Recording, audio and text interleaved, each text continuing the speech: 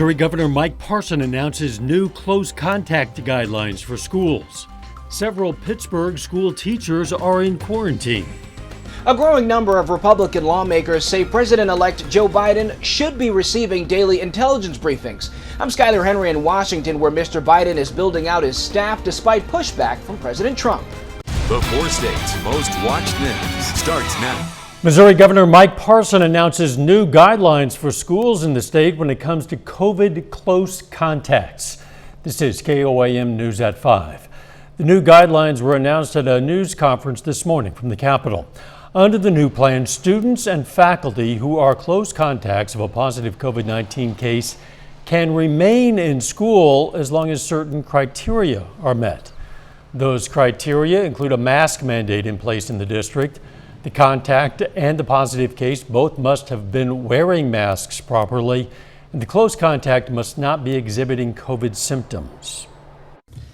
We have been working hard with DESE and the Department of Health and Senior Service to find a solution that allows us to continue providing a high-quality education to Missouri students, while still ensuring the safety of students, teachers, and all school staff members. We're going to hear from some local officials and districts on what they think of the new guidance tonight at 6. Brings us today to today's KOAM News Now Insta poll. Today's question is, do you agree with Missouri's changes to close contact guidelines for students? You can vote at KOAMnewsnow.com/vote or through the KOAM News Now mobile app. Results are updated live, and we're going to check in on them periodically throughout KOAM News at 5, then have the final results on KOAM News at 6. The Pittsburgh Community School District is seeing an increase in teachers who have to be quarantined. Crawford County Health Department Director says in the past 2 weeks, there's been a steady increase in teacher exposure from the community. On November 2nd, around 15 staff members were positive. The district says since then, 13 more staff members have gone into either quarantine or isolation. Because we still have our students who are in the building. We have proper supervision, and we've got a lot of great substitutes who are here on a daily basis, but if you have more quarantines, do you have enough substitutes to make sure that you can adequately supervise all the students? The district says they can't release how many teachers specifically are currently under isolation or quarantine order, so it's currently unclear what that number is, since the numbers that are released include all staff members. We're going to hear what they plan to do about that problem tonight at 6. Nick Kelly joins us now. A bit of a mixture out there. Some rain, some sun. Yeah, a little bit of rain, but any chances of that pretty much left the area once we hit about, let's say 2, 3, 4 o'clock this afternoon, all because of a quick wave in the front that's working on through. We got past any random shower or two that we saw pop up on the radar. And we're just sitting mostly clear as the evening finally gets going. And just to make doubly sure, we are not seeing anything on the radar right now. So we'll keep it dry for the rest of the night. But behind the front that's working through is going to turn chilly and cold again tonight. We're already dropping back into the upper 50s to lower 60s. We'll fall quickly through the 50s and down quickly to 40 by midnight. And then we'll drop back mainly lower 30s for overnight lows. But I'm seeing better rain chances on the way as we get the weekend started. We'll break that down for you here in just a bit now. All right, we'll see you soon. Transition moves along for President-elect Joe Biden, who spoke with top congressional Democrats today after naming his first incoming cabinet-level official. Meanwhile, members of the president's own party are starting to push for the administration to coordinate with the former vice president, even as the legal fight over the election results continue. Reporter Skyler Henry has more from the White House. Come January, President-elect Joe Biden announced that longtime senior aide Ron Klain will become his chief of staff. Klain's decades of experience in Washington and expertise in coordinating the Obama administration's response to the 2014 Ebola outbreak signal Biden's commitment to tackling the coronavirus pandemic. As we learn more, our response to the virus will have to change. The former vice president also continues his calls with foreign leaders, speaking Thursday with Pope Francis. Biden will become the second Catholic president of the United States after President John F. Kennedy. On Capitol Hill, top Democrats are calling on President Trump and Republican lawmakers to accept the outcome of the election. Senior advisors to the president tell CBS News they will continue their legal fight even though there is no legal path to overturning the election results. Stop denying reality. Stop deliberately and recklessly sowing doubt about our democratic process. Some congressional Republicans are beginning to break with the administration, calling for it to begin presidential-level intelligence briefings with Biden. I do think that both the president and his competition here, Vice President Biden, should have access to those classified reports. Meanwhile, the White House is dealing with another coronavirus outbreak. Trump campaign senior advisor Corey Lewandowski is the latest to test positive for COVID after attending the election watch party there last week. Skylar Henry, CBS News, the White House.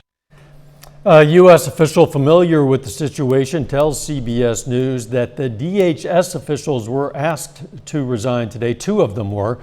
Meanwhile, President-elect Joe Biden is spending the next couple of days at his family home in Delaware. A little bit later, a warning about buying toys online for the holidays. Some toys you may find online may not be what they seem. I'm Laura Podesta with the new warning from safety advocates about potentially dangerous toys. And next in Health, watch how a device invented by a nurse is helping medical professionals save time and lives. Coronavirus cases are surging now in 49 states. Texas became the first state with more than 1 million confirmed COVID-19 cases, and California is nearing that mark.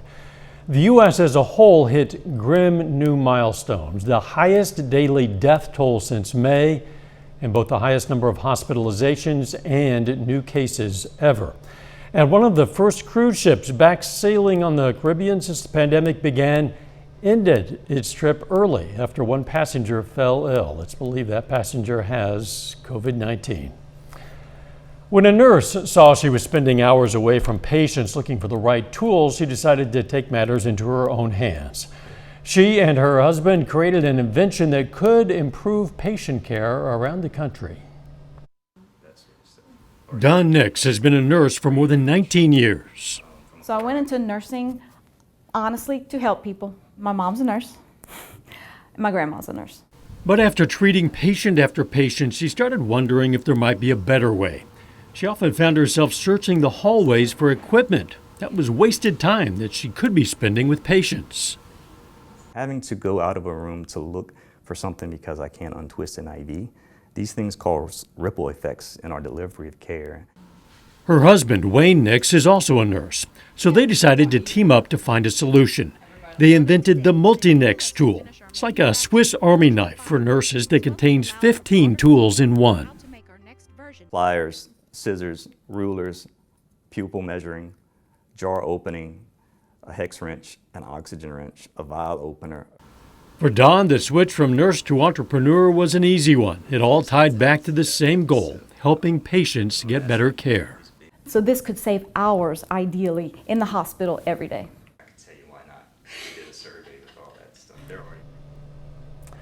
Dawn Nix's Multi-Nix tool recently was bought by the Medline medical distributor.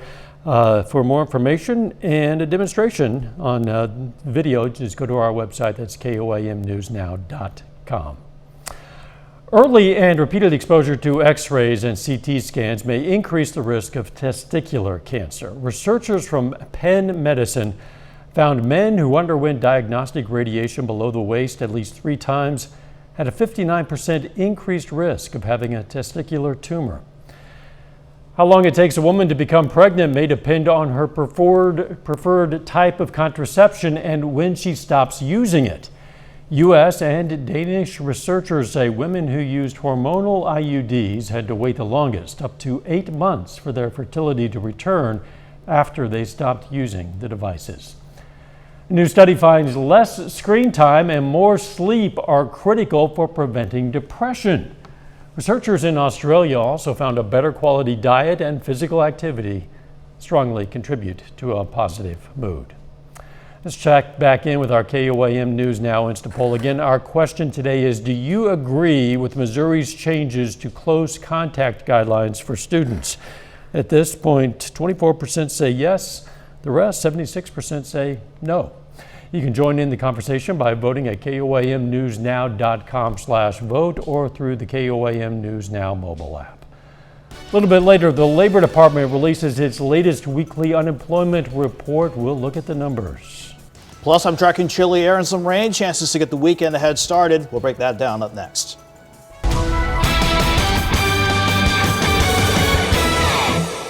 Sure enough, we were back in mild territory for our Thursday after we had quite a chilly Veterans Day to get us through the middle of the week. We went from a cold 30 yesterday morning to about 57 for an afternoon high. A little bit better this morning, but still cold with lower to middle 30s this morning, but definitely back in mild territory again with highs today pushing back up to about, I think, 67 degrees so far. Over the next several days, this is going to be a constant bout between mild air and chilly air trying to take control. Tomorrow, it's the chilly air that'll work back in, along with mostly cloudy skies as we get our weekend started. However, our next wave on the way is going to bring in rain chances late Friday, continuing into Saturday. Then we'll stay dry for much of next week, and mild temperatures deciding to return once again.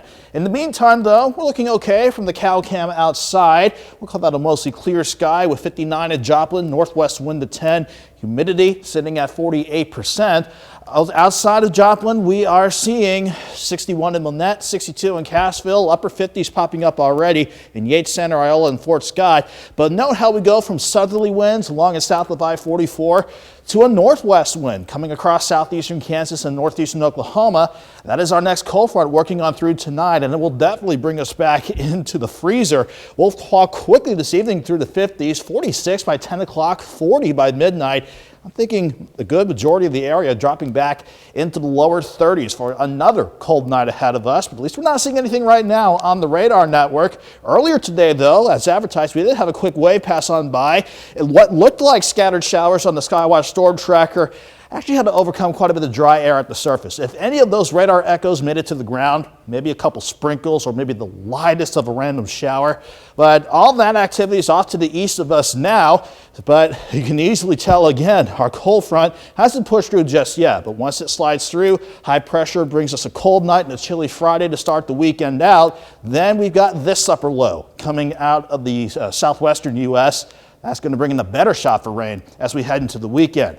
So we are seeing just a few areas of cloud cover out there, but we'll gravitate mostly clear. But again, going to be cold with lower 30s to start your Friday morning out. While it starts out nice for your Friday, that next wave brings in more cloud cover as we go into Friday afternoon. This time around, though, indications show that we'll keep quiet for much of the day tomorrow. 31 in the morning, 49 by noon, and despite a southeast breeze of 5 to 10 in the afternoon, it will be a chilly day with afternoon highs around 54. Any rain chances with this next wave, they're going to hold off until the evening. Here's 10 o'clock. Future track wanting to show rain and thunderstorms developing in northeast Oklahoma, overtaking the area and sticking around really as we continue throughout our Saturday and before everything clears out by the time we hit Saturday night and especially going into Sunday. With this next wave on the way, there's going to be another potential for half an inch at the most along and north of I-44 and half an inch to an inch for areas south of the interstate. Then once we get that system out of the picture, we are, if the system will allow me to do so, bring mild air back in as we head toward next week. About 54 tomorrow. Despite the rain and clouds Saturday, we'll still go back into the mid-60s for highs, mid-50s on Sunday, back near 60 on Monday, and looking rather mild as we go into the middle of next week now. Mild sounds pretty good. Yeah, for November, doesn't sound bad at all. Thanks, Nick. Coming up, how to watch out for and avoid recalled toys while shopping online. First, though, we recognize an area veteran, Ronald Brown, served in the U.S. Navy in 1961 and 62. Pittsburgh native was stationed in Vietnam and Cambodia. And we salute Seaman Ronald Brown, a four-state hero. The U.S. is starting the 2021 budget year the way the old year ended, with soaring deficits. The Treasury Department reported today that the federal government ran up a record October deficit of $284.1 billion as revenues declined while spending to deal with the impact of the coronavirus soared.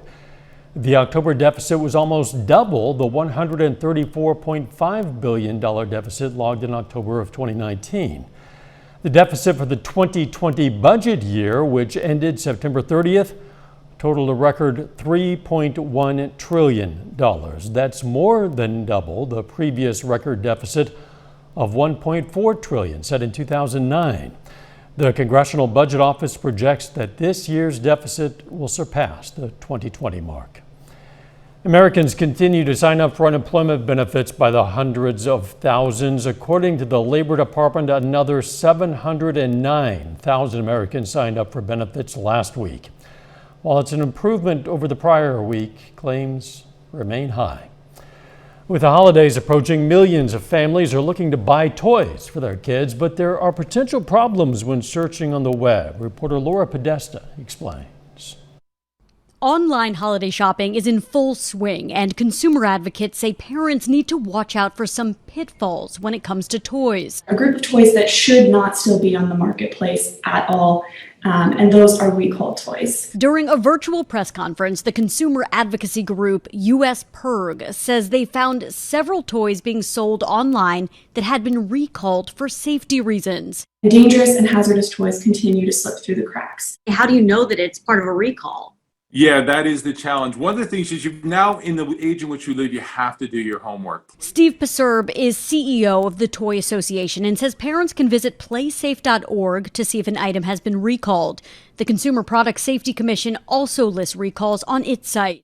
But it's not just recalled items that are a problem. Some fake toys can be found on third-party websites. There are nefarious sellers all over the world using all of the different online marketplaces to sell knockoff and counterfeit goods. They don't follow the safety guidelines. They may contain things like lead paint. The U.S. PIRG's report is warning parents about shopping for small children. The group says searches like toys for 2-year-old boys can turn up gifts for older kids, and that can lead to toys with potential choking hazards like magnets. Something that everyone can do at their homes is take an empty toilet paper roll. You can use that to test your toys for small parts. Anything that can fit inside a cylinder 1 1/4 inches wide may be swallowed by children under 3. Laura Podesta, CBS News, New York. Nearly half of credit card holders believe that the holidays are an acceptable reason to accrue debt. That's according to a new creditcards.com report. 46% of millennials and parents think that's okay versus 34% of Gen Xers and 29% of baby boomers. What's more than half of card holders who are already in the red would add to the total this holiday season. Experts say don't do that. Final check of the forecast next.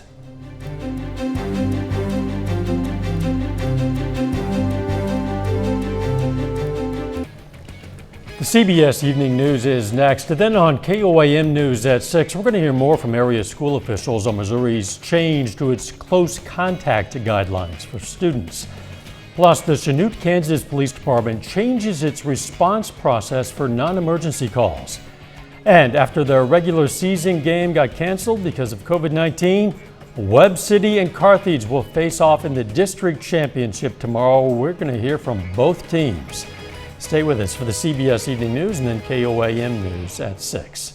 Let's take another look at our KOAM News Now Insta poll. Again, we're asking, do you agree with Missouri's changes to close contact guidelines for students? So far, 21% say yes, 79% say no.